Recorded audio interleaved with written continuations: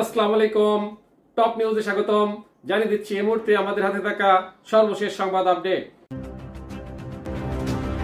শুরুতেই থাকছে ট্রাম্পের যুদ্ধবিরতি চুক্তির সমর্থনে রাস্তায় নেমেছে হাজার হাজার ইসরায়েলি।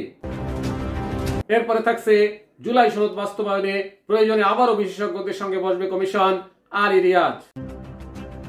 সর্বশেষে থাকছে ডেঙ্গুতে 9 জনের মৃত্যু, হাসপাতালে ভর্তি 1042 জন। এতক্ষণ শুনলেন আপডেট সংবাদগুলোর শিরোনাম, এবারে বিস্তারিত। ট্রাম্পের যুদ্ধবিরতি চুক্তির সমর্থনে রাস্তায় নেমেছে হাজার হাজার ইসরায়েলি।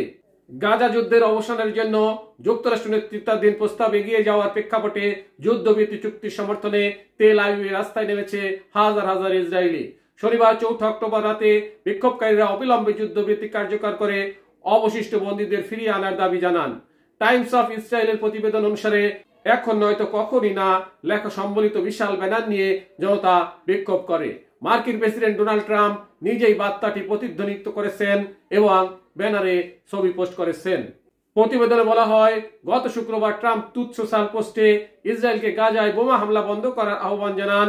এরপর নেতানিয়াহু সেনাবাহিনীকে গাজায় আক্রমণাত্মক অভিযান বন্ধ করার নির্দেশ দেন এবং চুক্তির বিস্তারিত আলোচনার জন্য কায়রোতে একটি আলোচনা দল পাঠানোর সিদ্ধান্ত নেন। জুলাই সনদ বাস্তবায়নে রাজনৈতিক দলগুলো একমত না হয়ে প্রয়োজনে আবার বিশেষজ্ঞদের সঙ্গে বসার কথা জানিয়েছেন জাতীয় ঐক্যমত্য কমিশনের সহসভাপতি অধ্যাপক আলী রিয়াজ। রোববার 5 অক্টোবর দুপুরে ফরেন সার্ভিস একাডেমির মিলনায়তনে রাজনৈতিক দলগুলোর সঙ্গে বৈঠকে স্বাগত বক্তব্যে তিনি একথা জানান। আলী রিয়াজ বলেন, বাস্তবায়ন প্রক্রিয়া নিয়ে রাজনৈতিক দলগুলোর পক্ষ থেকে 6টি প্রস্তাব দেওয়া হয়েছিল। আমরা বলেছিলাম এই 6টি প্রক্রিয়ার বিষয়ে আলাপ আলোচনার মধ্য দিয়ে যদি এটাকে একটি জায়গায় আনা যায়, উপস্থিত 30টি রাজনৈতিক দল যদি একটি প্রস্তাব দেয়, তাহলে আমরা অন্তর্বর্তী সরকারের কাছে সানন্দে সেই প্রস্তাব উপস্থাপন করতে পারবো।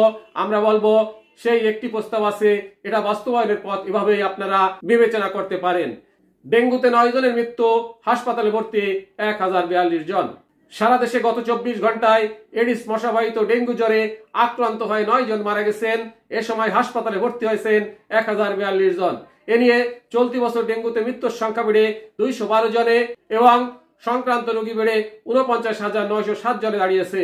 রোববার 5 অক্টোবর স্বাস্থ্য অধিদপ্তর এক সংবাদ বিজ্ঞপ্তিতে এ তথ্য জানানো হয়। স্বাস্থ্য অধিদপ্তর জানিয়েছে, গত 24 ঘন্টায় ডেঙ্গুতে শুধু ঢাকা দক্ষিণ সিটি কর্পোরেশনেই 7 জনের মৃত্যু হয়েছে। পাশাপাশি এই সময় ঢাকা উত্তর সিটি কর্পোরেশনের ও চট্টগ্রাম বিভাগে 1 জন করে মোট 2 জনের মৃত্যু হয়েছে। অন্যদিকে গত একদিনে ঢাকা বিভাগে সবচেয়ে বেশি ডেঙ্গু রোগী 201 জন হাসপাতালে ভর্তি হয়েছে। এছাড়াও গত 24 ঘন্টায় ঢাকা উত্তর সিটি কর্পোরেশনে 198 জন, বরিশাল বিভাগে 195 জন, ঢাকা দক্ষিণ সিটি কর্পোরেশনে 121 জন, চট্টগ্রাম বিভাগে 104 জন, রাজশাহী বিভাগে 82 জন, খুলনা বিভাগে 72 জন, ময়মনসিংহ বিভাগে 41 জন, রংপুর বিভাগে 23 জন এবং সিলেট বিভাগে 5 জন ডেঙ্গু নিয়ে হাসপাতালে ভর্তি হয়েছে।